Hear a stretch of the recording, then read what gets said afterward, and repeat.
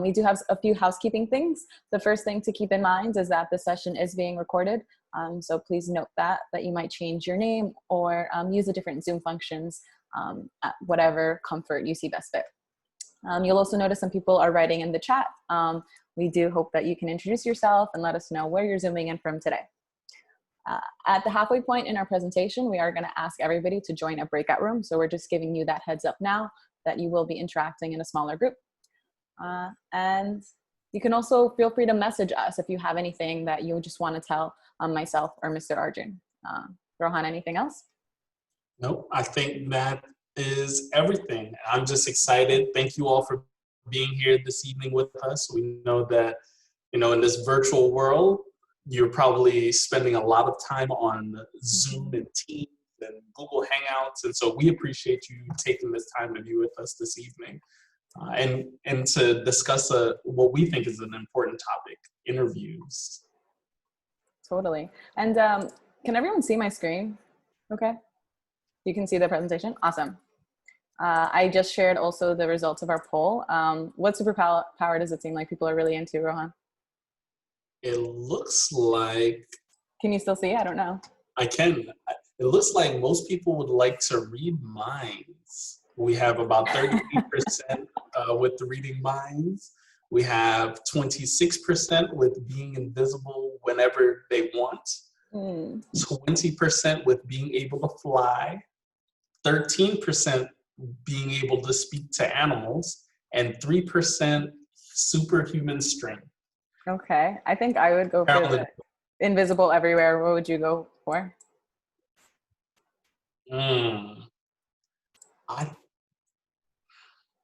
It's tough. I think I would want to fly. I'm hoping that I would be able to fly to long distances like other countries. Yeah, that would make it really cool. It gets cold up there though. That's why I didn't choose that. Yeah. Got it. I didn't think that part all the way through. I've thought about this before. So moving right along, Rohan and I are good friends, and we've hosted this version of this workshop before, but this is pre-COVID era when we got to stand close to each other. And we're just so happy to be able to do this again, but to do this with a much wider audience. I think for both of us, it's really humbling that we have so many people interested in joining us today, right? Absolutely. And taking a look at the chat here, we have New Jersey, Massachusetts, New York, Costa Rica, New Hampshire, Maryland, San Francisco, Beijing, Czech Republic, India. Wow, we have some people that are staying up late to be here with us. Georgia, Las Vegas, Hong Kong, Missouri, Florida. Wow. And that actually is a good point that if for whatever reason you get really tired and you want to know if this will be recorded, the answer is yes. And we will share the recording with you as well. So if at any point you need to leave, know that resource will be available to you. I'm seeing Vienna and Kenya here as well. Lakeville, Connecticut. So many to shout out. So just please know that we are grateful that you're all here with us this evening. And we should mention as well, so I'll introduce myself briefly and then we will talk a little bit about that opening poll that Ms. Chica shared with us. So my name is Rohan Arjun. I'm one of the co-directors of admission at Groton School in Newtown, Pennsylvania, where I'm a proud alum, class of 2005. And just a little bit about Groton School. We are a Quaker boarding school. We're about 50% boarding, 50% day. As some people would say, we are not a suitcase school because it's not as easy to head home for the weekend when you're coming from Kenya, Jamaica, St. Lucia, Bermuda, Ghana, China, Vietnam, Singapore, you name it. And so very much a global community, and we aim to be a reflection of the diverse world that students are currently living in and will live in the future. We have roughly 524 students this year representing 44 countries, 22 different states. About 40% of our student body identify as domestic students of color. That's not including our students from the many countries that I've already named. And then we also have AP as well as IB. 240 acres, centrally located, about 30 miles north of Philadelphia, 80 miles south of New York City, about 25 miles west of Princeton, New Jersey. Average class size, 14 students per class. And so I'll pause there. I'll allow Miss Chica to share a little bit about herself and Groton School, and please feel free to ask questions later on about our individual schools, as well as questions about interview tips. Yeah, and Rohan, what's your hometown? What do you rep? So I'm originally from Jamaica. I moved to Philadelphia when I was 7, and then I've lived in Northeast Philadelphia for some time. I moved to Connecticut to work at Taft in Watertown, Connecticut for a 1-year teaching fellowship, and then I was in Southborough, Massachusetts at St. Mark's School, and then I made my way back home to George School in 2017. All right. So with that in mind, I will now introduce myself. I rep New York as my primary hometown, but my parents are from Columbia, so I kind of do both sometimes. But these days, I'm in Massachusetts. My name is Carolyn Chica, and my title is Associate Director of Admission, as well as Director of Inclusion Outreach. I represent Groton School. We are a school of 383 students. Our students come from 28 different states and 23 different countries. And as you can see, we have a faculty size of 93. So generally what that means is we have a student to teacher ratio of 4:1. It's a really intimate and cozy community. Here you can kind of see some pictures of our campus. It's quite beautiful. I am reaching you today from this building right here. And I live right there, so my commute from here to there is actually quite short. With that in mind, I think we'll get. What'd you say? I said no traffic in the morning. No traffic, thank God. Just sometimes student traffic on the circle. But with that in mind, let's just jump right into the heart of what we came here to talk about today. How's that? Absolutely, absolutely. So I thought it'd be great for us to just start off with the question that Ms. Chica used for the entrance poll, if you will, about superpowers. And so you'll often find, interviewers, we're admission officers in general, interviewers, we are really nice people, and we are trained on trying to get students to open up. And so some of those questions like, what superpower would you have, are questions that we use to try to get you to feel comfortable and realize that this really is a conversation. We're not trying to trick you. I personally normally start off my interviews with, what's your favorite food?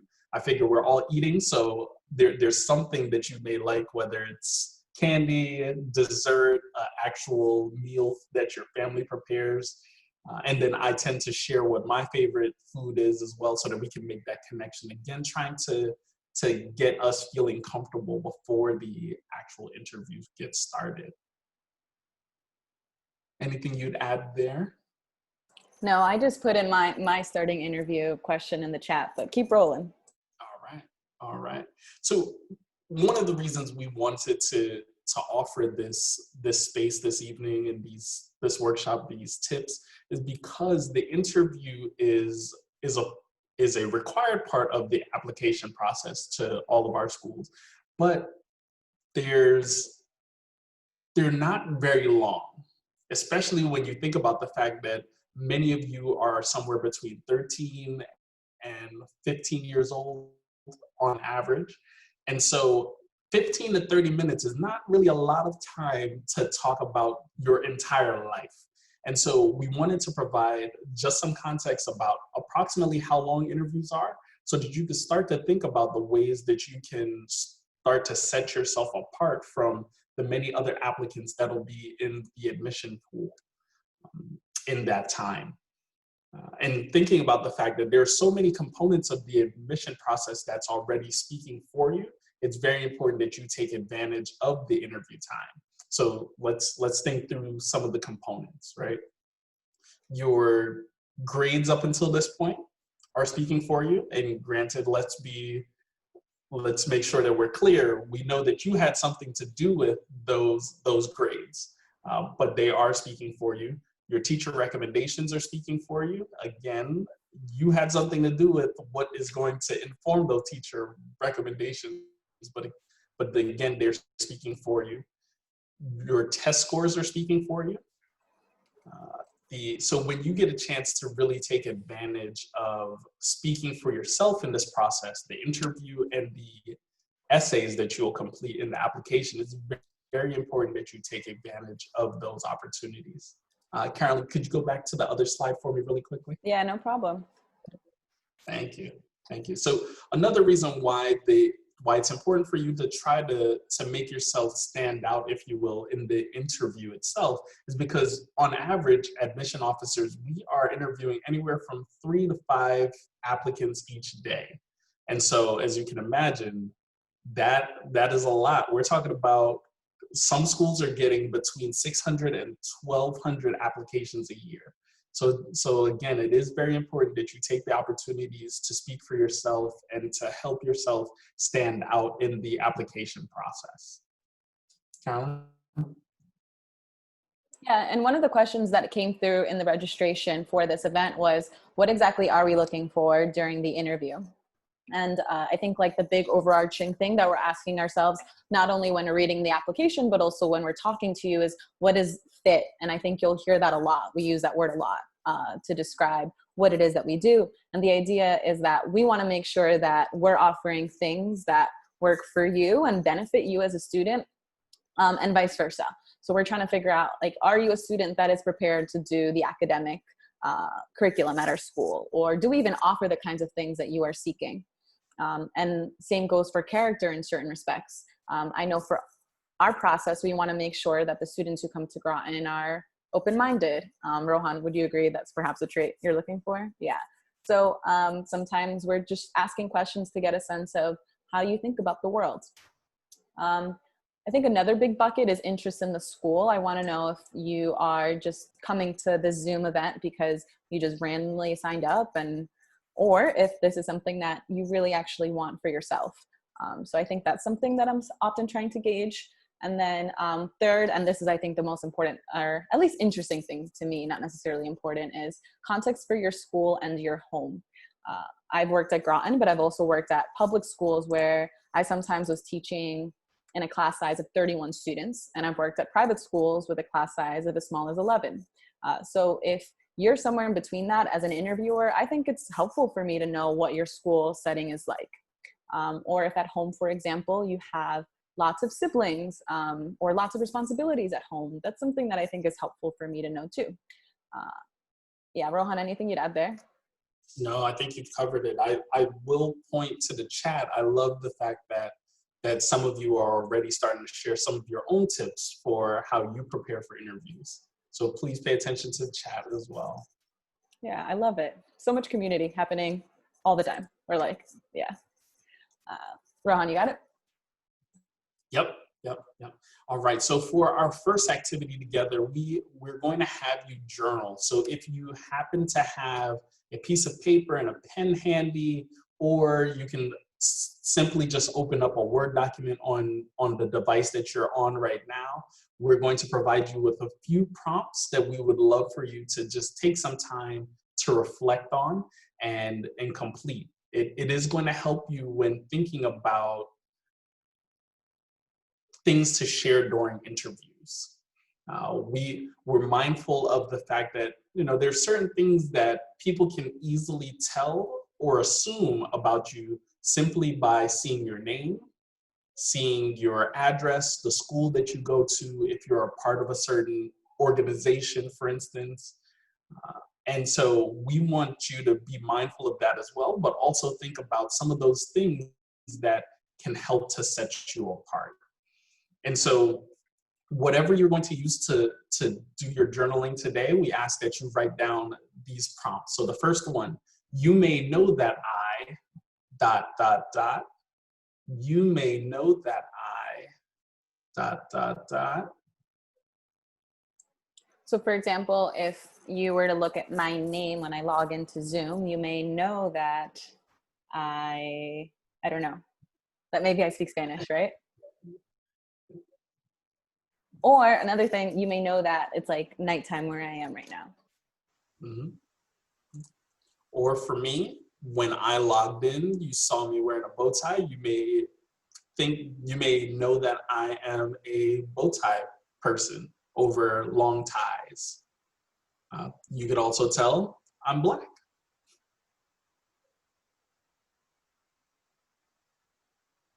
Let me know when you not want the next prompt, okay? I'll take the next prompt. You may think that dot, dot, dot. For some folks, they may recognize my name and understand some of the origin of my first and last name. And so they may think that I am Indian, which I am. I'm Jamaican and Indian. My first and last name are both Indian. What example would you use? Yeah, I think that at least on Zoom, I'm somebody, I try to be like very expressive. So I think you may think that I'm very outgoing or very, I don't know. You may think that I have a lot of energy, maybe. I can get that. I don't think it's totally off base either.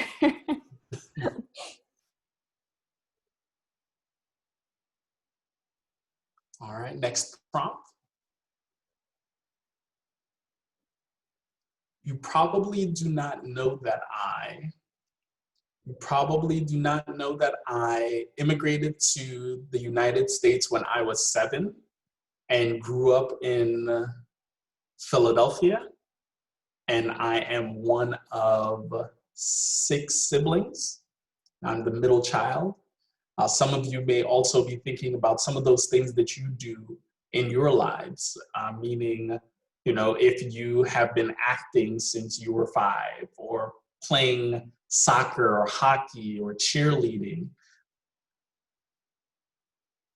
or you've performed, you've been playing piano for X amount of years and you've performed in solo concerts. There's so many different things that people will not be able to tell just by looking at you.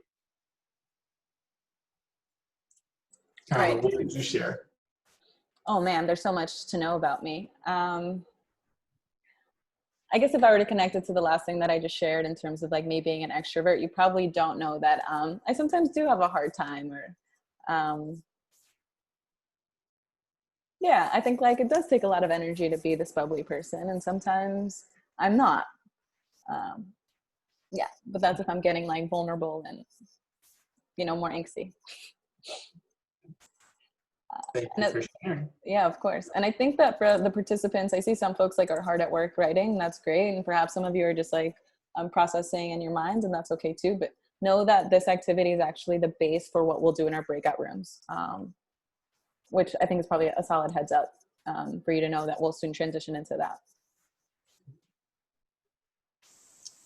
And the last prompt. Now, the last prompt should read, you probably could not guess that I. You probably could not guess that I. So in my case, you probably could not guess that I was a football player when I was in high school. I was a wide receiver and a safety. Safety was actually my favorite position. So though, again, something that you would not be able to tell just from looking at me. Carolyn, what would you say? Yes. They would not be able to guess. You would not know that during quarantine, I got really into running and that I like crushed all of my personal records that ever existed. And that my half marathon time is under 2 hours these days. That's impressive. Casual flex. And you probably would not guess that I am not a runner. Running is not a part of my ministry. That's okay.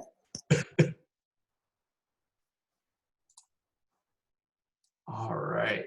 So what we would like to do right now is actually take a moment to just pause and allow you to think through the 4 prompts. We know that you've probably already started to complete the prompts, but we would love to identify some time for you to do some of that inward reflection and think about different things that you could use to complete these prompts. So try to write down as many as you can.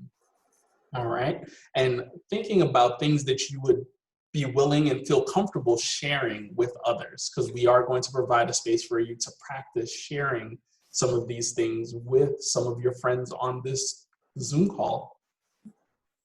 Right. And some people have written to me to say like, hey, like I'm actually a mom here for my child. That's okay. Adults can participate as well. I think it's important modeling for younger people to see us processing this stuff. And then if your audio doesn't work, I think that's okay. You can participate in the chat like people have as well. But kudos to everybody, like really building each other up. I love it. Yeah, I'm loving the positive energy and affirmations. And for those parents that are here, feel free to jot down the prompts and do these exercises with your children as well, in a way for them to prepare for their upcoming interviews. And I would also say that in terms of things that we might not know about you, think about and try to stretch yourself. Like, what are things that might not pop up on your application? So like your skill and chess might pop up in your application. The fact that you're the captain of a volleyball team, again, might pop up on your application. But what's something that we would otherwise never know about? Mm-hmm.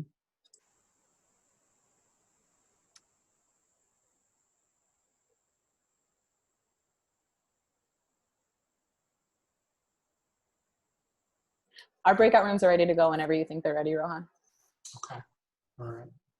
Just by a show of hands or the reaction emojis, if friends are ready, we'll look for some kind of signal, a thumbs up, a show of hands. If we don't see that, we will take it as you need a few more minutes to continue thinking. Okay.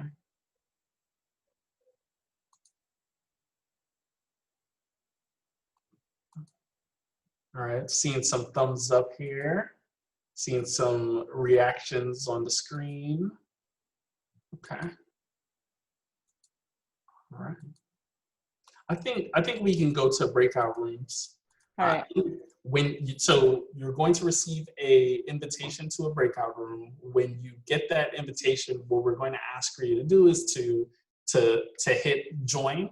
Once you're in that room, we would love for each of you to take time to go through and share your responses to the 4 prompts. And so you're going to read the whole prompt and fill in the blank at the end. Okay. Carolyn, how long would you say we have for them to share? I think 7 minutes is solid because there'd be 4 to 5 participants in each room. That gives everybody about a minute and a half and some time to travel too. Okay. Yeah. All right. Are you ready to rock and roll? I think so.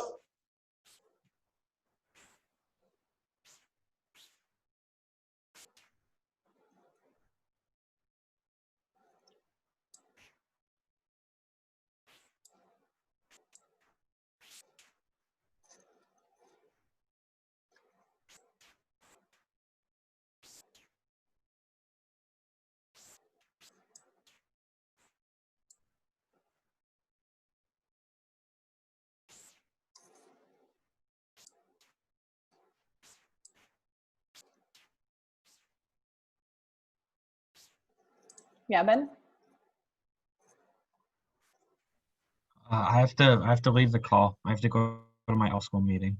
Okay. Feel free to come back if you want, okay? No pressure though. Yeah.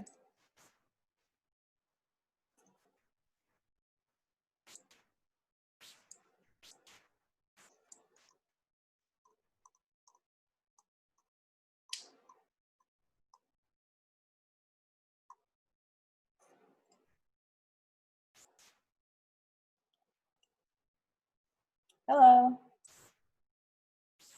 Did somebody request help here? Okay.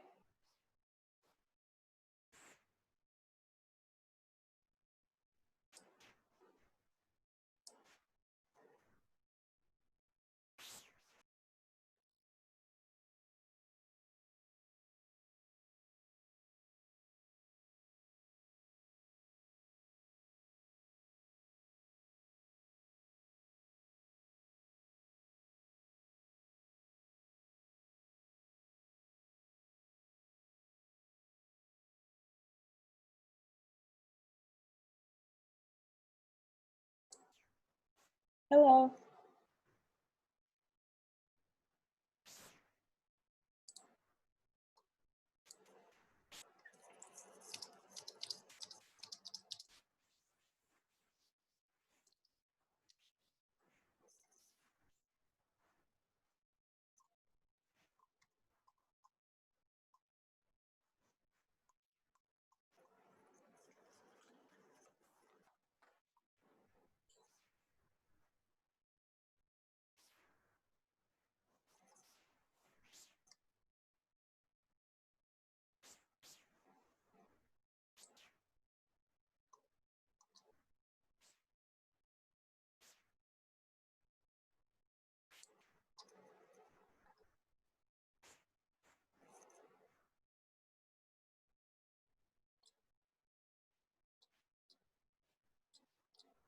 Hey, everyone.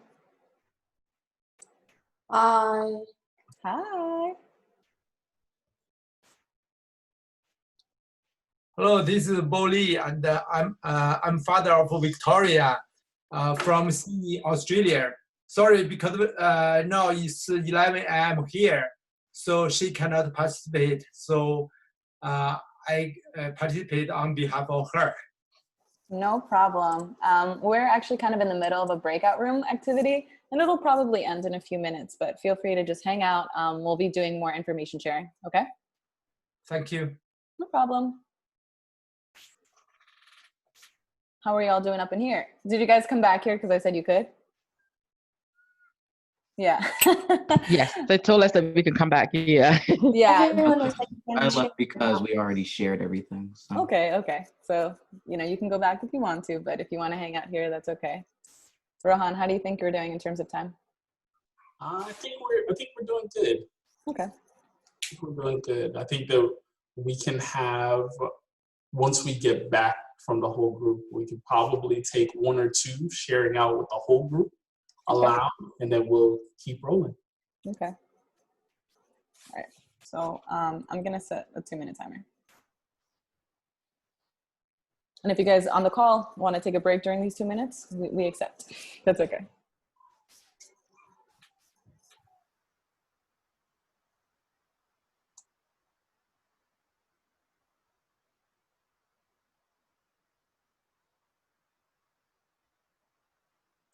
Rohan, what was it supposed to say? You probably could not guess that. Okay.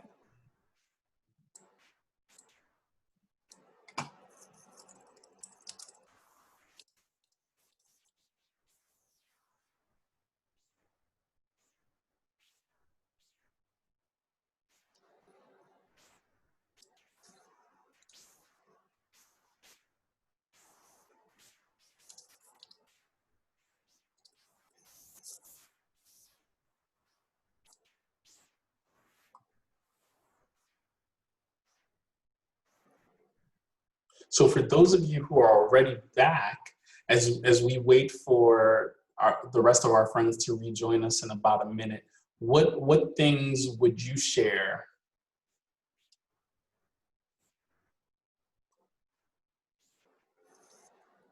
Feel free to unmute I yourself. always like to tell people that I'm really energetic beforehand so that they're not caught off guard.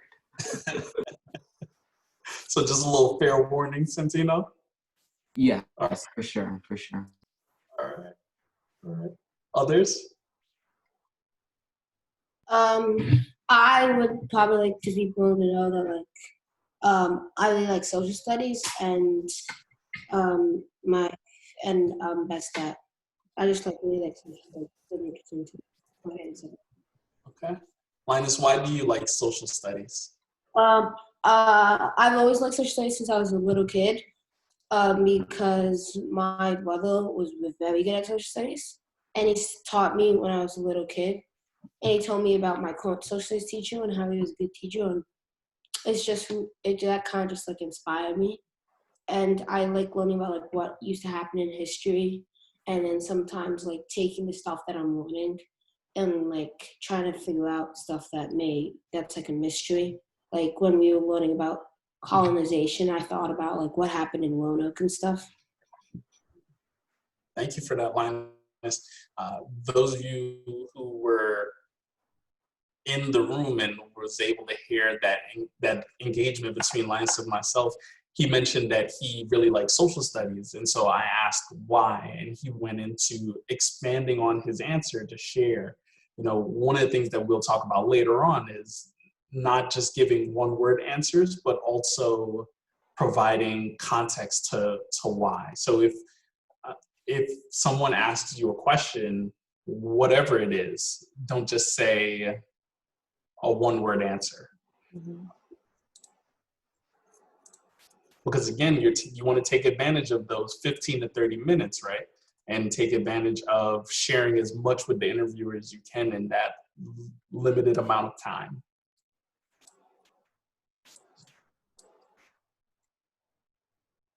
All right.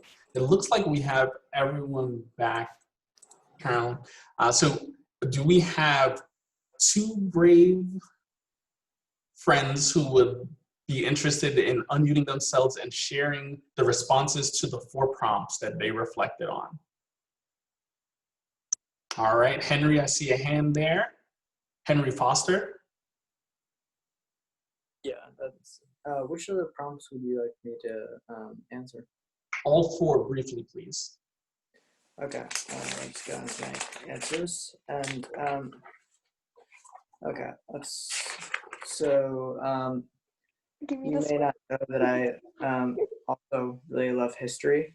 I mean, not just in school. I just really like pursuing that outside, especially like the medieval and around Roman times. Let's see. You may think that I'm very out.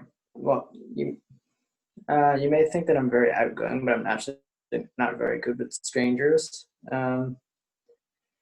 Let's see. You probably don't know that I've traveled a bunch. It's super cool seeing new places all around the world and learning about different cultures. And you probably could not guess that me and my family do a race every year to gather money for cancer research. So yeah. Wow. Thank you so much for sharing, Henry. I feel like I've gotten to know you quite a bit in just those 4 statements. All right. Let's see here. Michelle, I can't see your last name, but your hand is raised. My last name, Manzi, yeah. You may know that I enjoy fashion and clothing. I just find it interesting how you can put 2 pieces of fabric together and bam, you have something that's amazing and beautiful. You may think that I'm obsessed with reading because I have a huge bookshelf right behind me. You probably do not know that I enjoy cooking and baking, and I regularly give my products to my local church. Well, before COVID, I gave products to my local church so that they could all eat afterwards. And you probably could not guess that I am obsessed with neuroscience. Wow. Wow. Thank you for that, Michelle. And I love the fact that you also took into consideration that it's not just about what the interviewer sees between your name and what they see visually when you appear on the screen, but also what they see in your background as well. So that is also helping them to pull together context clues about who you are as a person. So thank you for that. Yeah, and I would also add that one of the questions that we got in the Zoom chat is asking about how many questions do we ask and like what kinds of questions do we ask. And I would say that often my questions are follow-ups in response to some of the things you speak about. And so, I'm sorry, I forgot the student, the first, Henry. I think I would probably ask you a question about the cancer research because I know I have a personal connection to that. And then with Michelle, I would probably ask you like, oh, what kind of fashion? Like, so just know that all of the things that you say might be an anchor for where that conversation takes you next. And also know that for us, like, we're not sitting here with this master plan and like, set path for what the conversation is going to be like. We like having organic and fun conversations with kids who are authentically themselves. And it's kind of hard. I wish I could call on everybody in here, but we are on a time schedule. So what we'll do is I'm going to launch a second poll. so that everybody could feel like they participate before we move into the next part of the presentation. Does that sound good to you, Rohan? Sounds perfect. All right. This question is, if you could travel in time, what would you want to see? The past, the future, or you feel content in the present? Oh man, it's tight. I think they're loving that question. Is this one you've thought about before? I have not thought about this one. I mean, sometimes I think about if I could go back in time knowing what I know now, where I would be in life. But I'm also a firm believer that everything happens for a reason. Yeah. Right. I think I'm like a big time as a construct kind of person, but also like you can't mess up what happened in the past, you know? I think I would probably just not do either. I'm with the 13%. Got it. So like the whole like butterfly effect. Okay, I respect it. All right. And here we see, in the end, most people want to go to the future. Yep, 54% want to go to the future, 33% the past, and 13%, they're like, no. Yeah. All right. So let's jump into just like some cold hard tips. In terms of before, I think you should really be mindful in this process. I think that this process is at its best when it can become like a soul searching opportunity for you and your family. So when Rohan and I say, think about your shopping list, we're not talking about going to the supermarket. We're talking about these schools, thinking about what are the elements of a school community that are really important to you. At the beginning, we both shared a bunch of statistics. We talked about our school size or our student to teacher ratio or even our location. Those are all important elements for you to consider. Whether a school is co-ed or not, if it has a religious affiliation or not, those are all things that affect the school context. Rohan, would you add anything on that bullet?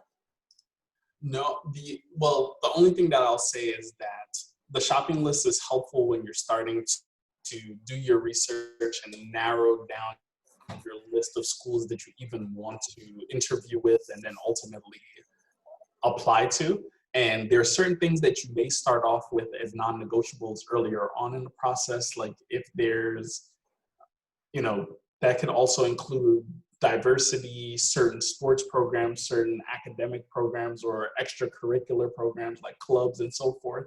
And then as you continue to do research, engage with schools, there might be things that originally were on your list as non-negotiables that are no longer on your list, or there might be new items that you add to your list as you continue to learn more about what schools have to offer. Right. So that's going to be an evolving list. And I think you'll talk more about that on the reflection piece, right? Yes. Yeah.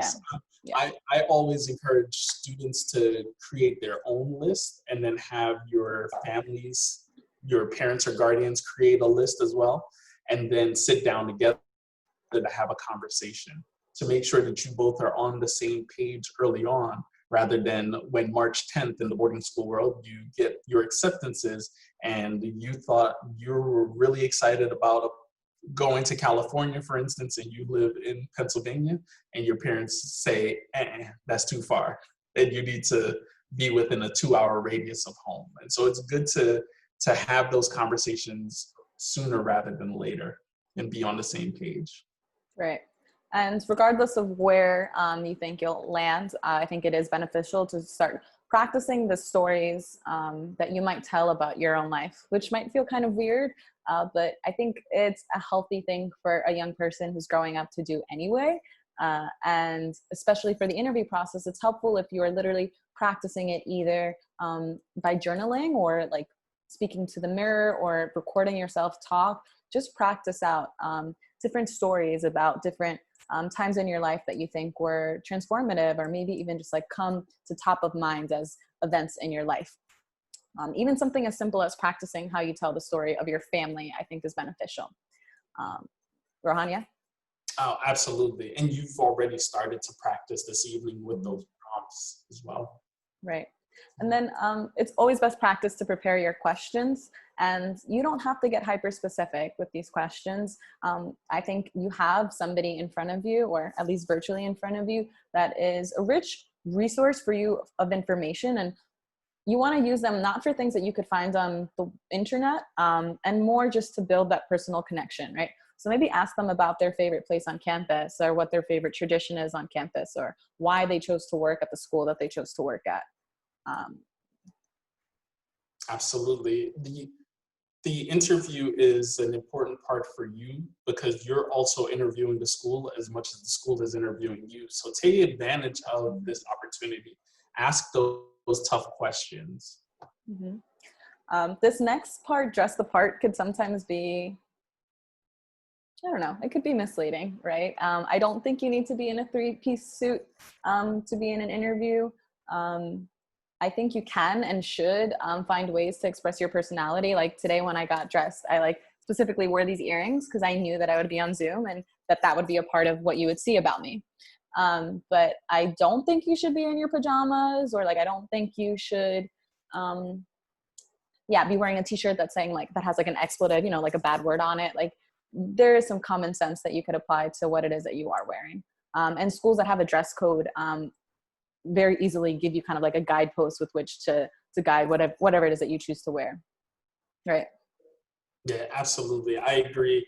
I always say dress your best. And when I say dress your best, I mean put on whatever it is that you're going to feel most comfortable, but also confident in.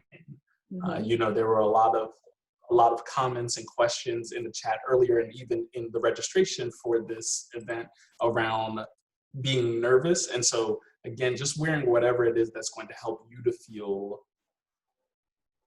feel good about yourself, and ready. Right.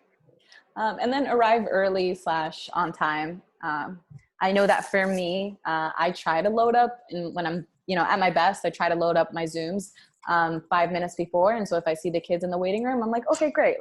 I know they're ready to go. But if the kid is late, then I have to do a little bit more work to try to make that interaction happen. And that's not the end of the world, but I prefer not to do that. In terms of really, really technical and specific things, natural light is often the best route to make sure that the setting that you're around is well lit. And why is that important?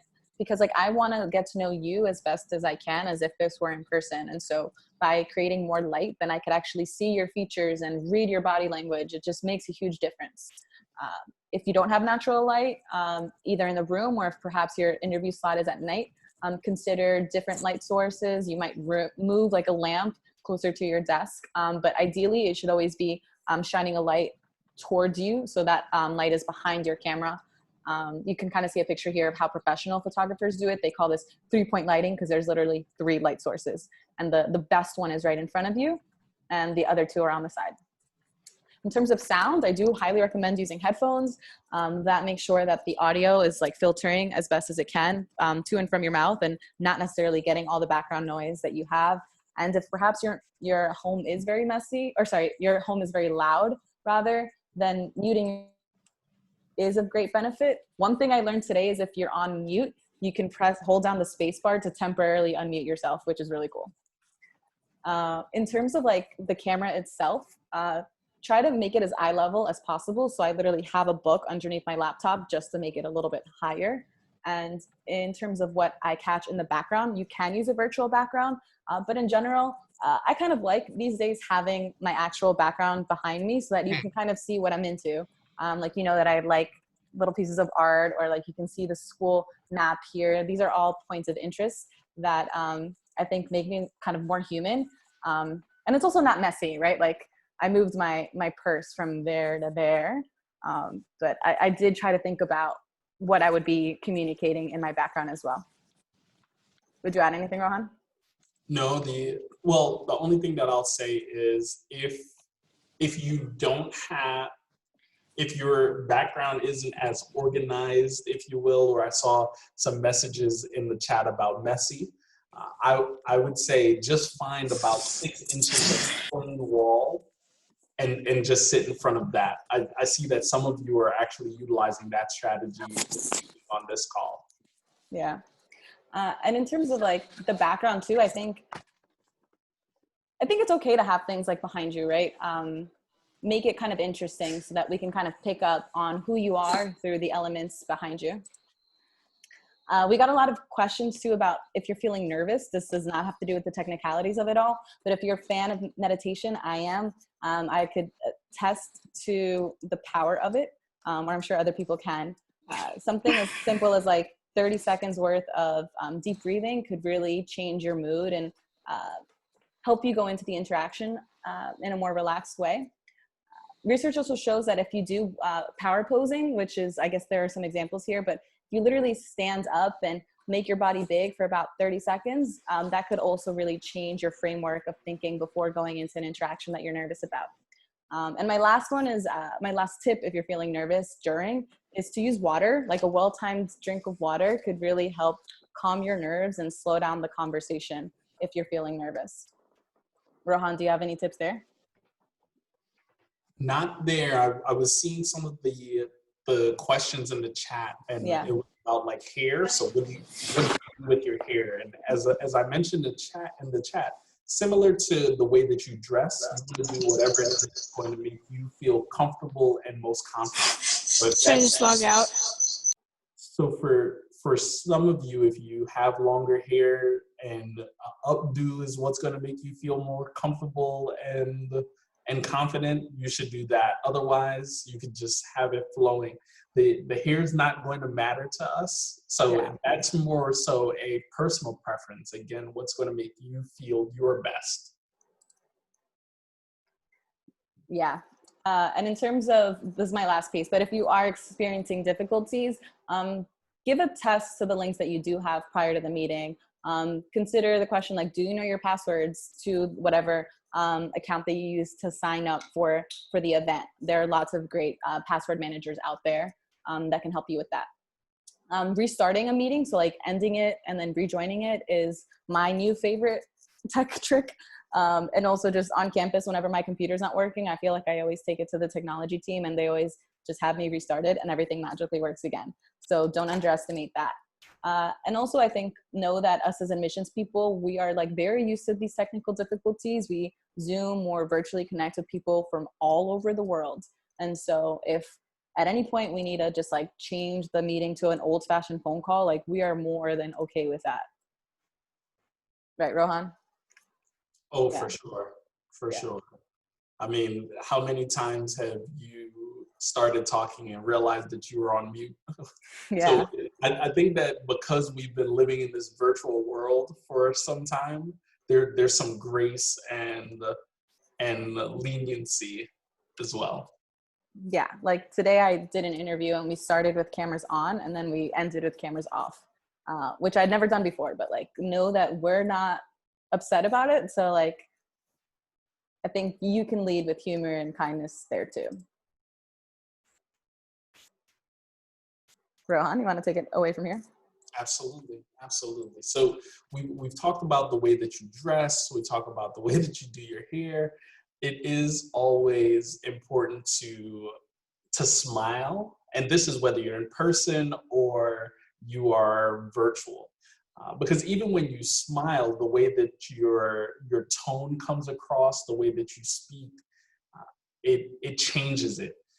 Even when you're on the phone and the person cannot see you, they can still hear the smile in your voice. And it's one of those signals that tells us that you want to be there. You are interested in XYZ school as well. So that's important. It's in this virtual world, the connections are important. And so looking into the camera, making the eye contact is going to be important. It's not going to be the direct eye contact that you would get in person, but the interviewer still gets that sense that you are connecting with them. And again, you're paying attention. Some of the other ways that you can signal that you're paying attention is listening. That piece is important. So the same way in person, you would nod, or you might say mm-hmm, or something like that. There's ways to communicate. I think that Carolyn is bottling some of that right now.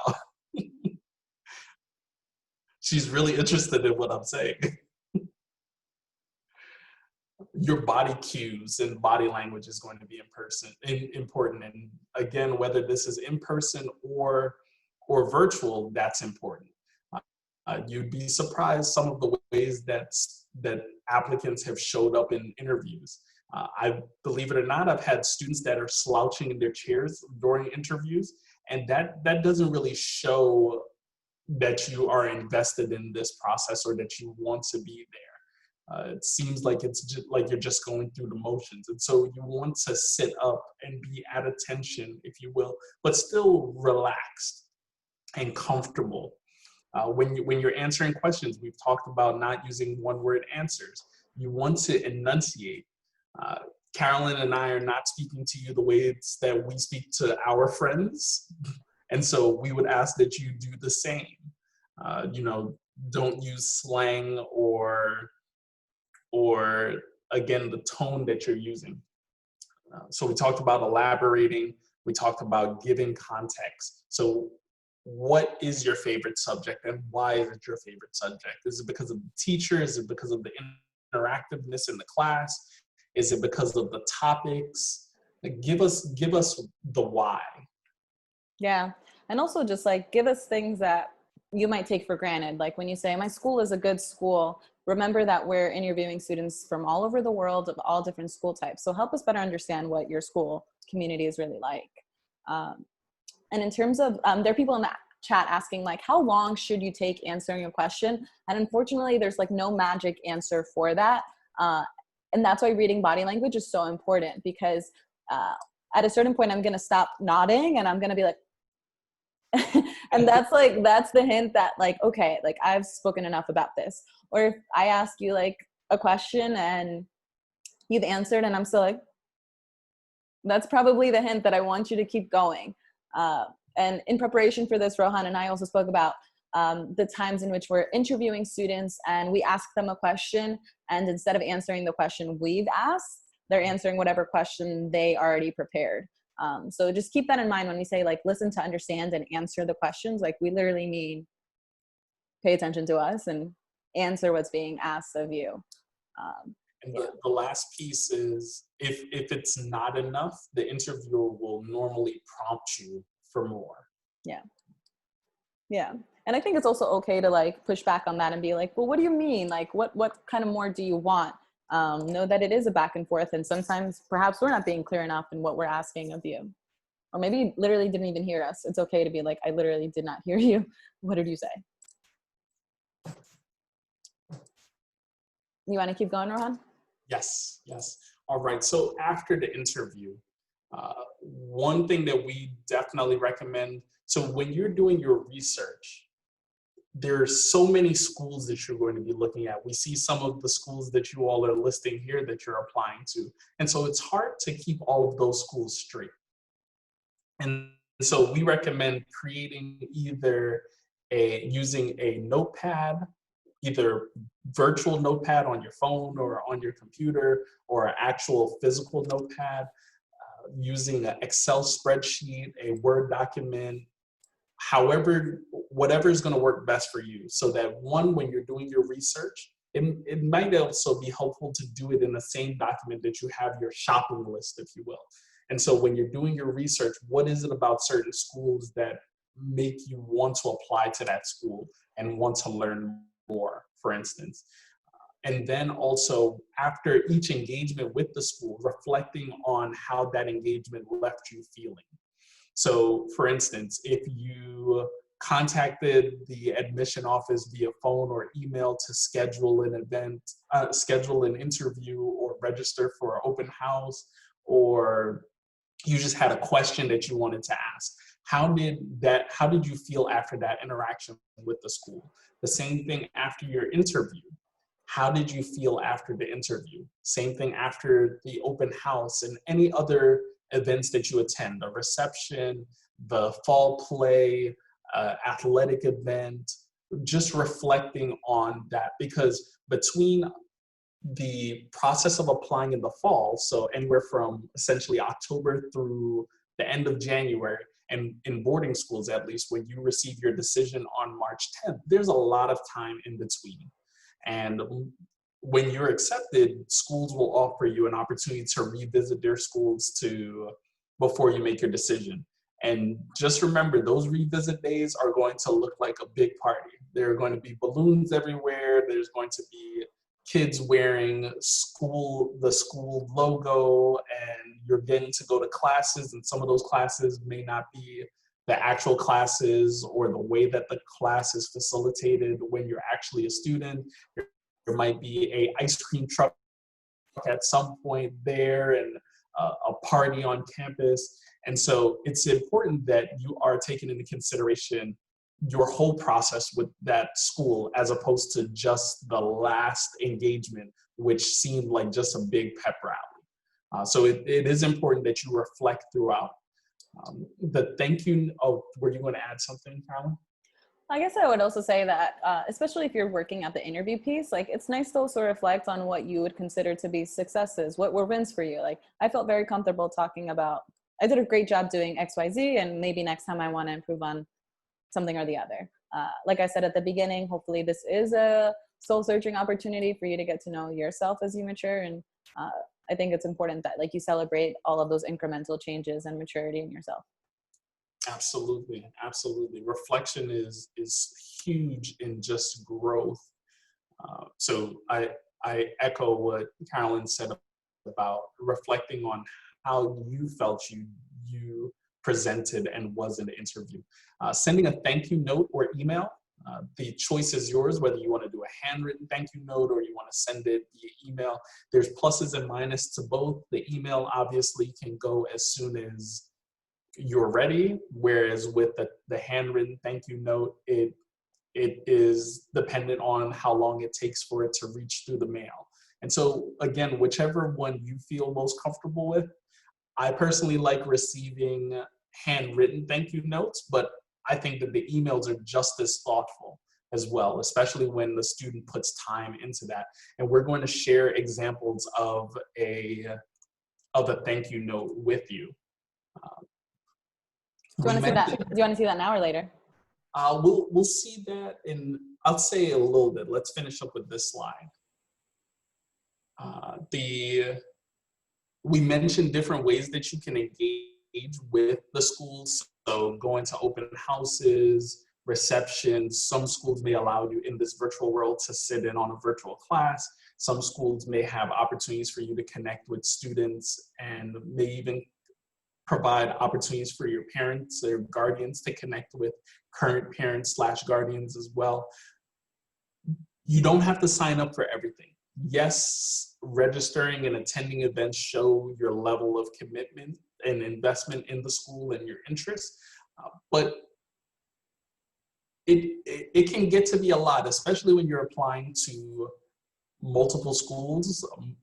From the looks of it, many of you are looking at somewhere between 5 and 8 schools. So that can be a lot. So making sure that you're taking advantage of the events that are going to help you to get a better understanding of the school and address the questions that you have about the school. So if there's something that you're really interested in, you're a robotics kid and the school is doing a robotics open house, or they have a swim meet and they are live streaming it, and you're a swimmer and you want to know how they interact, how they perform as a swim team, for instance. That's important. And at the end of the day, you want to choose the school that is going to be best for you. We always tell students and families, don't choose a school just for one reason alone. So that you met Miss Chica and she was amazing and you just loved her. She was warm and she was enthusiastic. And you're like, I want to go to Groton because of Miss Chica. You know, unfortunately, things happen. People leave and go to new schools. You know, the same thing. If you're an artist and you met the painting and drawing teacher and they were amazing, the same thing can happen. If you're an athlete and you are really interested in playing hockey, for instance, you know, you could either not make the team, unfortunately, or you could potentially get injured and not be able to play maybe in the first season that you're there. Are you still going to be happy at the school? So make sure when you're choosing the schools that you want to apply to, they're schools that you would be happy attending. 2, the school that you're choosing once you've been accepted is a school that you would be happy to attend for 4 years. Choose schools for 4 years, not I'm going to go here for 1 year and then I'm going to transfer to school XYZ. So that's important. And when you're looking at the schools that are the best fit for you, you want to find a school that's going to stretch you academically, socially, emotionally, extracurricularly as well, so that way you are learning and growing and stepping out of your comfort zone. So at the end of 4 years, when you cross that stage at graduation, you are leaving the community the best version of yourself. Yeah, and also to piggyback off of that, don't just narrowly look at schools based off of rank or their acceptance rate. Know that all of these schools offer an amazing educational opportunity. If you're vibing with the kids in this chat, know that there are lots of other students out there that are just as excited to hold community with you at Groton School, at George School, but at so many other schools in the constellation of private day schools, boarding schools, and any combination of the two. Rohan went to the school that he worked at. I went to Andover but work at Groton, and I think we both know a collective of hundreds of boarding school graduates, and they're all incredible. So don't narrow your focus either, which that's actually a good segue to our don'ts, but let's talk about the examples really quickly. Do you want to read this one and I'll read the next one? Sure.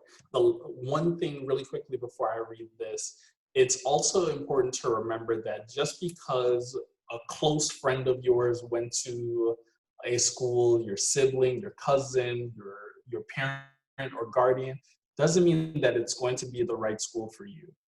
And so make sure that you are approaching the process with what's going to be right for you in mind, and really explore the schools from that perspective and that lens. All right. I'm ready for that example. All right. So, dear Miss Chica, thank you so much for interviewing me on Monday afternoon. It was such a pleasure to learn more about the graduation tradition at your school and to hear your perspective on your favorite, It was such a pleasure to learn about what's something that's really special to Groton. The prize day handshake line. The handshake line, and to hear your perspective on your favorite graduation day tradition. I look forward to staying in contact. Best wishes, Johnny Appleseed. And So, go ahead. Oh, I was just gonna say, so what you'll find there is it's a sample thank you note. And so it's similar and can be used at multiple schools, but there was a piece where Johnny was making this note specific to his interaction and experience with Miss Chica at Groton. Right. And the fact that like there's just that little personal touch like shows me that they remember something that we spoke about and is helpful for me. It doesn't need to be long. You don't need to use a thesaurus to like find, sophisticated or smart sounding words for every single word in the thank you note. If anything, like immediacy should be your goal. So within 24 hours or 48 hours and maybe 72 hours, send out the thank you note, and don't overthink it. Interviewers sometimes respond, and I think sometimes don't, but yeah. And we got a question about parents. Sometimes parents do send correspondence, and so for the parents in the room, you should also feel really comfortable with that. We were asked to touch on the interview with parents, so I'll plug that really quickly because I know that we're nearing the end of our time. At Groton, we do touch base with parents at the end only if they want to, and it's only an opportunity for me to answer questions, not for me to ask you questions. I think a mistake that parents make is that they come and they recap their child's resume. One, I should have already learned a lot of that from your student or your child, because the idea is that they're independent and great communicators themselves. So you shouldn't have to echo that. And two, I'll learn a lot of that in the application. And three, in terms of time as a resource, we don't get to interact all that often in this process. So I'd rather just talk to you and get to know you versus hearing that piece. Rohan? Yes, at most schools, it will be the structure where the interviewer will interview the student, and then the student will leave the space and then they will have a conversation with the parents or guardian. At George School, we do ours a little differently. So we interview the student and then we invite in the adults to have a family conversation. Yeah, and in general, I think like know that we want to know the student. I don't think you shouldn't feel like you're gonna sink it or make it. It's really just, we're just there to like help you better understand the process. And for families who are applying for financial aid, we figured we would also give you a quick template for what a fee waiver request looks like. I'm interested in George School, and I've completed an inquiry form as well as signed up for an interview. My family's applying for financial aid, and a fee waiver would be much appreciated. I'm wondering what the next steps should be. Any information would be helpful. Thank you. So again, quick note, simple, you're asking for what you need and asking for next steps. Interview don'ts. Don't clog my email. You know, like be authentic as yourself as possible, as you can. So, you know, don't email me every week just to say something if you don't actually desire my attention for, you know, for help in the process. Because I think that we can see through that, right, Rohan? Yes, yes, you do have the applicants that will send emails just asking questions, and again, questions that they can readily find the answers to on the website because they want to remain relevant and on our minds. And it's more important that you reach out when you do have a question that is genuine, or you want to share an update about something that has happened amazing in your life since the interview. Like for instance, when you were interviewing with Ms. Chica, you might have said, I'm running for student council president and I should know by the end of next week or something like that. And you know, she would welcome you emailing her to update her and say, great news, I won. Yeah, like that's super exciting to me. So know that like the genuine, the authentic stuff, like I actually really, really do enjoy. So don't take the first one as an indictment on contacting me at all, but just be yourself. It's the best thing you can offer. Another don't is don't use an old and or eyebrow raising email account. So if you can't access the email, it's not super helpful. And then also if your email account is something like Fortnite Addicts 123 at Gmail, it's gonna you know, spark some questions on my behalf in terms of how well you're managing your time. Rohan already spoke to this, but there is a level of discourse that you should aim for in a conversation with an interviewer. Think about this as if you're trying to get hired. So you wouldn't just outright say like, I hate reading and I hate math, because we're a school. So we're looking for kids who like school. Or my English teacher is really bad. Perhaps you and your English teacher are not having the best year, but I think there are more positive ways to frame that piece. Don't read off your screen from prepared notes. It's okay if you have notes, if that makes you feel better, but if you are just like looking to the side the whole time, or if I can see you reading off of your screen, it's actually kind of obvious just the way your eyes track. So don't do that. Again, be yourself, listen to the questions that are being asked of you and respond to that. For the parents in the room or the guardians or the consultants in the room, please let the student really take the lead. It's actually really uncomfortable and awkward for us on this side when we hear people in the background whispering, say this, don't forget that. We hear you, and the student often is like sitting and answering me, but sometimes talking off screen. So if you need to have a hard chat with your parent, do that. Or if you just need to like remove yourself from the situation because otherwise you wouldn't help yourself, like maybe do that too. Rohan, do you have any fun stories like that? We've definitely had the student who is definitely being fed lines, and it's distracting to both the interviewer as well as the student. And so when we talk about that piece around listening to understand, if somebody is off screen feeding you lines, then you're not able to authentically listen, and you may potentially not hear the full question, or in your response fully respond to the question. And so that's important to keep in mind. We recommend having your parent or guardian or sibling, regardless of what age they are, outside of the room when you are actually interviewing. And that way it eliminates for the adults to want to give you pointers or share with you things that you should mention to the interviewer. And I guess to defend all parents, I think a lot of that comes from a place of love, right? They love you and they want the best for you, and they see you in this amazing light. Like, you are the best. And again, like, they want you to be yourself and represent the best version of yourself. But I think it's also healthy to have that independence there too. We already spoke about not falling in love with the school. So I'll talk about the last bullet point. Don't count yourself out. A lot of families ask me about our acceptance rate or what we're looking for in an applicant, and like, what can they do to max out their chances of getting in? And I think that unfortunately there's no like one right answer to that. And I tell families that the only way to ensure you don't get in is to not apply. Just give it a shot. Put your name in the hat. You have to have some level of like acceptance and some level of risk taking to engage in this process at all. Rohan? Absolutely. And that also counts for a number of other areas as well. So even the fee waiver question, the worst that a school can say is no. But if you don't ask, you never know what the answer will be. Precisely. So we're at 8:13. Rohan, should we take questions? Should we just end here? What do you think? I think we have time for a few questions, and those who have to hop off because of the time, please feel free to do so.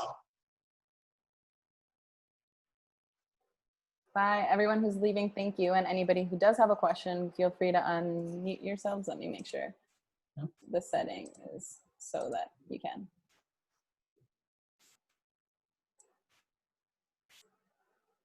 Yes, you should be able to unmute yourself if anybody wants to ask a question. Thanks, Miss Chica. Thanks, Miss Arjun. Have a good night. Thank you. Thank you. I have a question for Chica. Thank you. Have a good night, Miss Chica. Thank you. Thanks, everybody. I love it. Thank you. Okay, thank you for both me. Thank you, both of you. Have a good night. Thank you so much. Thank you for everything. Have a good night or day. Thank you for having me. Have a good night. Oh my God, the love is overwhelming my heart. Thank you so much. Have a good night.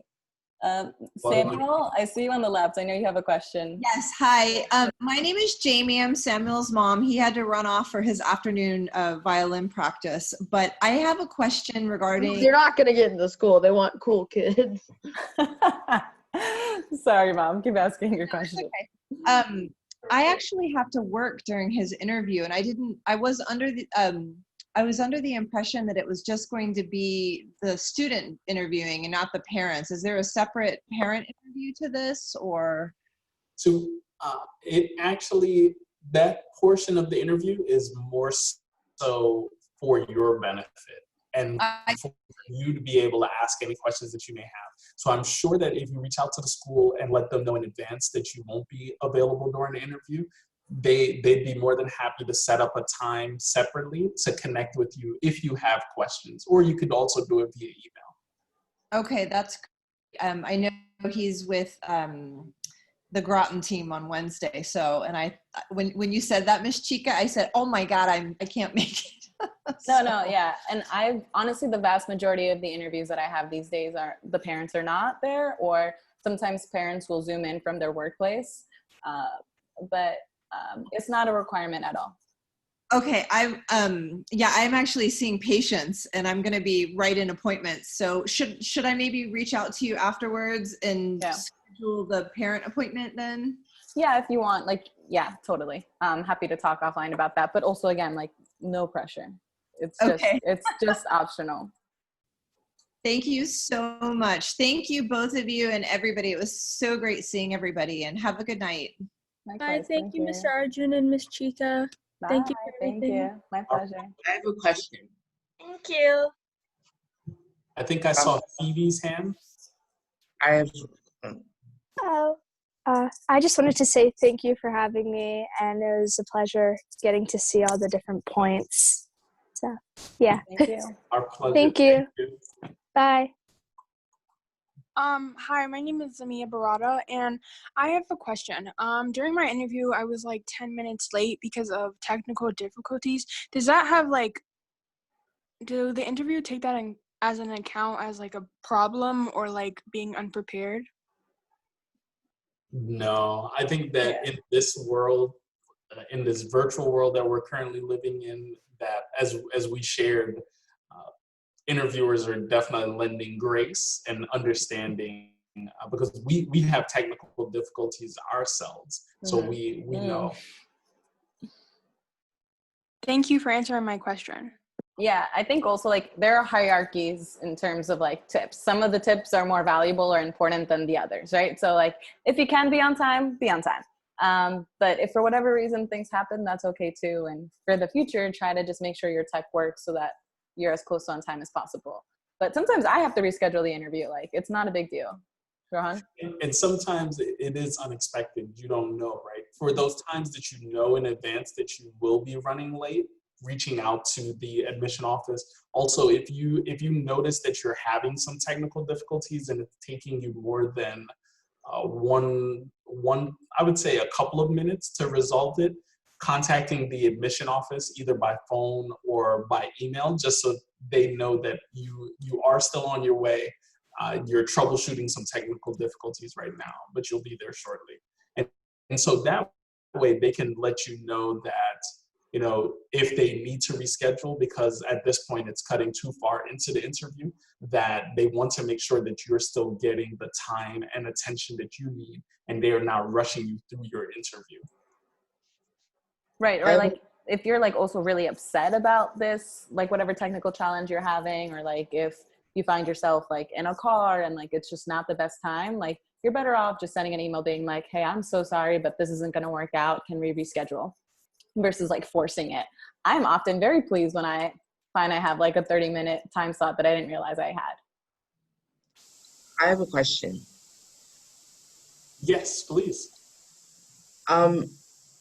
For your schools, what does it mean as far as interviews if the interviewer keeps you for more than the allotted time? Because I had an interview for a school. They said it was supposed to be 25 to 30 minutes, but they kept me for almost 2 hours, and I don't know what that means. I have not seen that one before. So the actual interview itself was 2 hours? Yes, the interview, the person said at the beginning that the interview should be between 25 to 30 minutes. But when I looked at the clock, it was 108 minutes. Wow.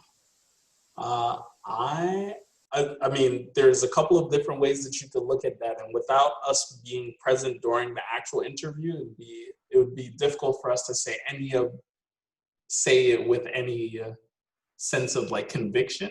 I would imagine that it means that you all were having a great conversation, and maybe there wasn't another interview scheduled immediately after yours. The other thing that I could think of is if maybe they meant that the 20 minutes would be the actual interview, and maybe there was a portion of the time that you were with them that was either like a tour or with student ambassadors to be able to answer questions. Oh, okay, it was all interview.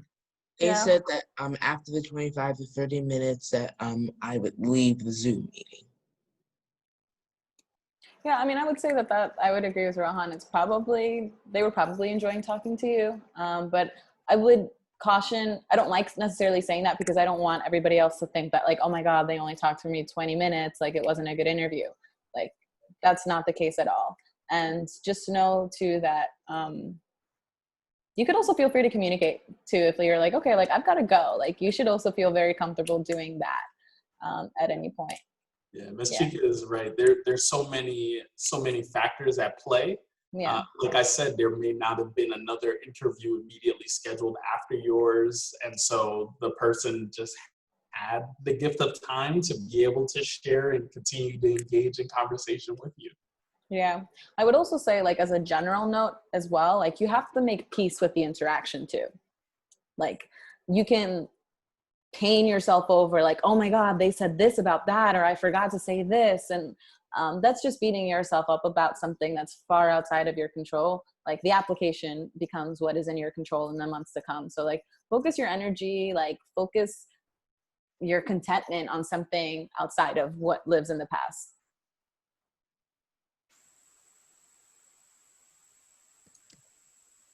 May I ask a question? How do you say you're not very good at something? Now, is this something that you are voluntarily sharing, or is it a question that the interviewer asked and you're not very good at it and you want to find a way to share that? Well, kind of both, because like Okay. I struggle with English mostly. So how would you say that without making it seem like you said you can't say you hate said subject? So, and I'll let Miss Chica add on to this. I think that there's a difference between I hate a subject and a subject is challenging for me. And I would also say it's important to include what are you doing in order to continue doing well in that course. So are you seeking out your teacher for extra help? Is there extra assignments that you're doing? Are you working with your classmates? Because there's also the work that you're doing as well, as opposed to just accepting the fact that you struggle with this course and I'm never going to be good at it kind of a situation. Yeah, or like, even in just hearing you speak, like, I guess I would challenge this idea that you're not good at English, or like you're not good at, like, part of me doubts you, right? Like, I think that language arts, or like part of me even doubts that too. You know, I think that dig into the part of yourself that loves to read, or like you love a particular type of reading, or maybe, you know, this year, like, engaging with English language arts has been a little bit difficult because you're in a virtual setting and something or the other thing, or you prefer discussion-based classes. Just like highlight the things that you're looking forward to in these boarding school spaces that you don't currently have in the environment that you're in. And yeah, I think believe in yourself too. Okay, thank you. Absolutely. I think I see Chenon's hand. I'm sorry if I so pronounced your name. no, that was actually correct. So this is kind of a general question, but what would you say is your favorite question to ask students during interviews?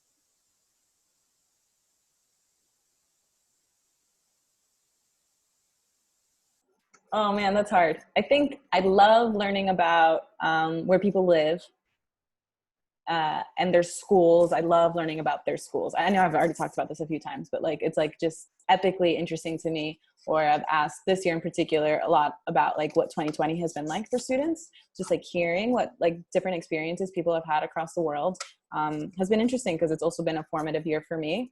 So I like that a lot. One of my other favorite questions is at the end, I'll say like, is there anything I haven't asked you about yet? Is there anything you want me to know? And often like really interesting things will come of that. Echoing a lot of what Ms. Chica has said, I think that one of my favorite questions is about what you do outside of the classroom as well, because it helps me to get to know you, but also it helps me to understand how you might contribute to our community once you're a member of it. You know, are you going to sing and dance, or are you going to do community service? Are you going to be a leader? Are you going to play sports? Are you going to start a club here? Like those things really excite me. I saw another hand. I think Alicia, I think I saw your hand first. Thank you very much for the Zoom. Saludos desde Argentina.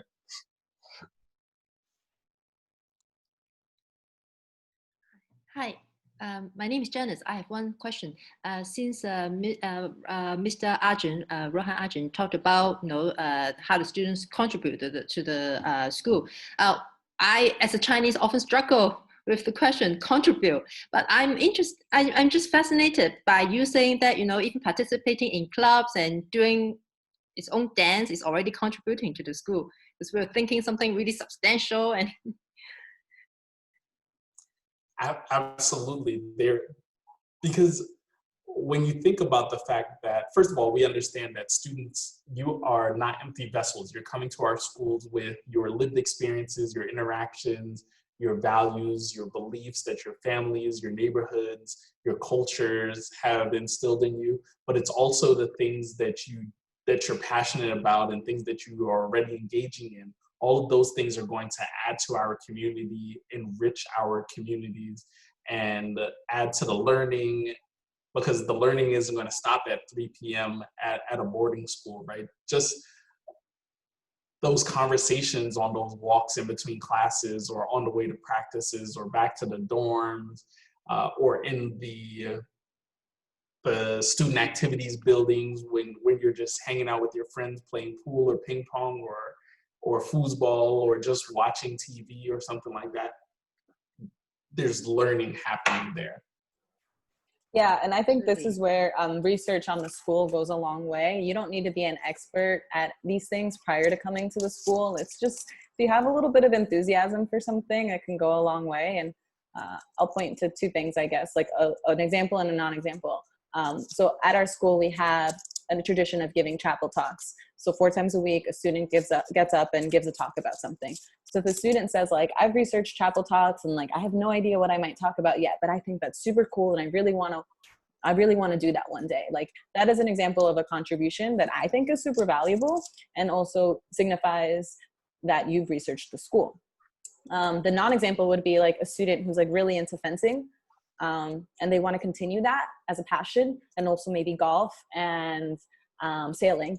And I love that they're super committed to contributing that kind of stuff to their future school community, but we don't offer either of those 3 activities. And so in terms of fit, like, I just don't think, like, if we're dating, like, we're not a match. Like, you could be like a great partner, but like, we're just not going to work for either of us.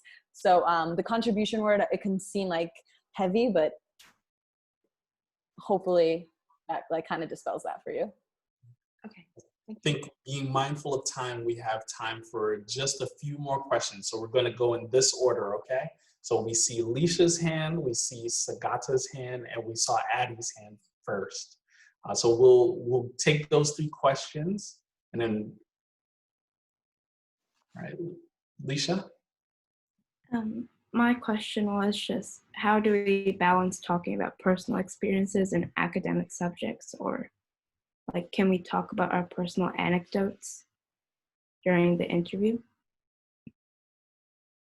Yeah, I think like whatever feels natural. So again, that's where like practicing the stories comes helpful. Like, practice like saying all of them, and then in the interview setting, like whatever kind of comes out first is like what's going to be. Like, maybe it's going to be about school that day, and maybe for a different school you'll talk about personal anecdotes, and like that's okay. Again, like the authenticity will come through, and that's what we're looking for, not for you to like dig back into the pre-prepared work. But both work, both are always often very, very interesting. Sagata. Sorry if I mispronounced your name. It's okay. My name's actually Sagata, so you're not that far off. I'd just like to say thank you for the interview, but I also had a question. So say if like during one of your interviews, they ask you a question where you like get stuck on, or you like don't know how to answer. So do you have any tips for when that happens?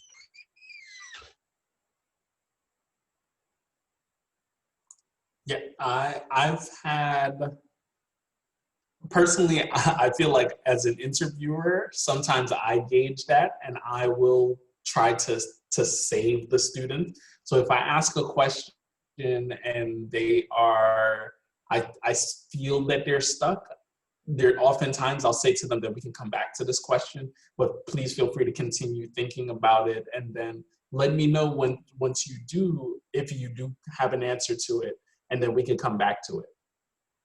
And depending on the student, if the student does come up with an answer to that question, we certainly will come back. Otherwise, I haven't circled back. Yeah, or like, yeah, or like we don't want to make you feel uncomfortable. So like our goal is never like answer the question, right? Like I'm quick to be like, oh, you know, but that's when like a well-timed drink of water could help you like, that's a good question. And then you drink and you think, and then you might be like, do you mean blah, blah, blah? Like you could like put it back on them. And then I have a lot of interviews with kids that are like, oh my God, that's a tough question. And they'll be like, can I take some time to think about that? And I'll be like, oh yeah, of course. And then sometimes they'll start telling me a story. They'll be like, blah, blah, blah, blah, blah. Actually, forget. I don't want to tell that story. I'm going to tell you a story about blah, blah, blah, blah, blah. And I'm like, okay, you know, like I'm not there being like, did not go with the first thing that they said, or like drank water for 30 seconds. Like I am totally relaxed. I might be drinking water too. Like I'm happy that you're slowing down the pace of the conversation. Yeah, and as Ms. Chica said, don't be afraid to ask for clarity. Sometimes that prompts the interviewer to ask the question in a different way, because maybe the wording that we used didn't make sense to you. Addie?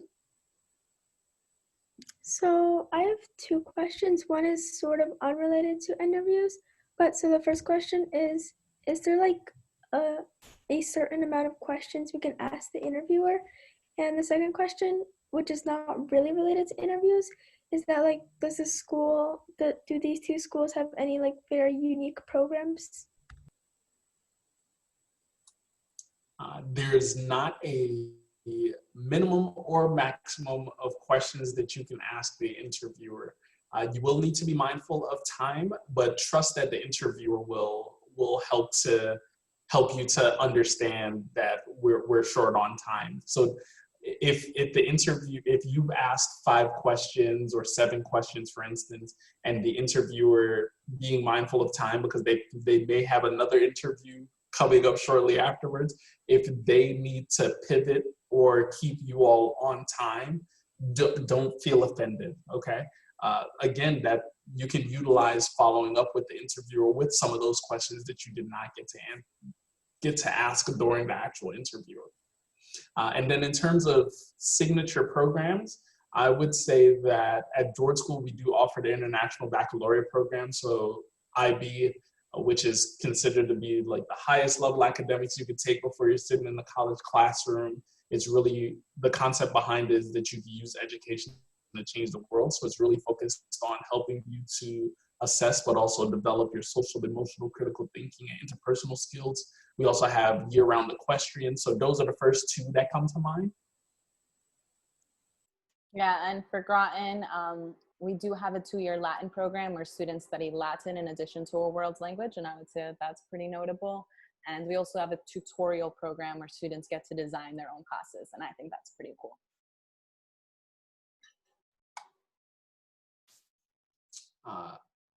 Liam and then Giovanni. I think we might need to end there. So what do you guys think is the most crucial part of an interview? I think for me, a lot of the work that we do is kind of just like an exercise in how much I can remember. We have so many different interactions with kids. And so like the interview for me is just like a really solid and helpful anchor for me to like remember the kid. And then when I read the application, I'm just like putting everything about that person into like a bigger puzzle that I can help understand for myself. And then when we're considering the bigger applicant base and like what we're needing for a school to be diverse, but also reflective of the programs that we value, like then I'm thinking about like, all right, how does this person who I've kind of tried to figure out fit into the bigger puzzle? So it's really just like this intangible, like, who is this person kind of thing. And sometimes like little things will help me remember the interaction, like, oh, that was a Tuesday and it was really sunny, and that's when I talked to that kid. Or like, oh, you know, that day that kid was wearing, you know, a Patriots jersey and Tom Brady was playing, and we talked about that. So like sometimes it's just like really just this random thing. But yeah, it's like a human thing. It just helps me like know who you are off the paper. Rohan? My apologies. I was responding to Kentaro's question in the chat. I think that the the important part of the interview is how do you help set yourself apart from the hundreds of applicants that we're going to see in the pool, right? And there's no secret to doing that, because each of you are going to be special because of who you are and the things that you do and the things that inform who you are. And so being able to share those things and really having it just feel like a conversation, a two-way conversation, is going to be important. All right, thank you, both of you. Our pleasure, Liam. Lonnie? It happened to me once that I started talking about a subject and I didn't realize how much I was talking about it, and the interviewer decided to cut me off. So what do you think is the best way, and how long do you think one should talk about an interest of theirs or a passion of theirs? Carolyn, you want to take this one? Yeah, I don't think there's like a tangible time.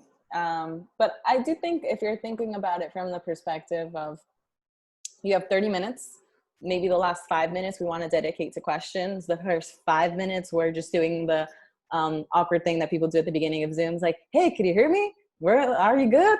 Like, you know, so then like in terms of real estate, you really only have how much time? Like 20 minutes, right? So if you, and again, it's a conversation, right? So relative, if it's like equal, like you're going to talk for 10 minutes and I'm going to talk for 10 minutes. So if you've spoken for 3 minutes about social studies, like, yeah, it's probably time.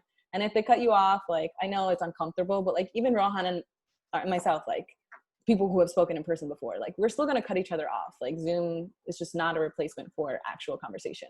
So just know that if you get cut off, like, sorry, but that's okay. Like that person's actually trying to give you the opportunity to highlight other aspects of yourself. And you have just like really drove home the point that you love history and you're really going to like do it up at the history department at that school. Like, don't beat yourself up about that. Absolutely. I 100% agree. Thank you for your time, and thank you for your great response. Have a good night. Our pleasure. All right, friends. It was so amazing to have you all with us this evening. We know that you're going to do well in your interviews. Please don't hesitate to reach out to us as other questions arise. Carolyn, anything you'd share? No, thank you so much. Time is a resource, like we've talked about so much. So I so appreciate your engagement and like the fact that y'all were talking to us and chatting it up in the chat. Feel free to give us feedback. It's the first time we've ever done this virtually, so we're always trying to do better, right, Rohan? Yes, absolutely. All right, thank you. Alrighty, bye-bye everybody. Have a great night. Thank you so much. This was so helpful.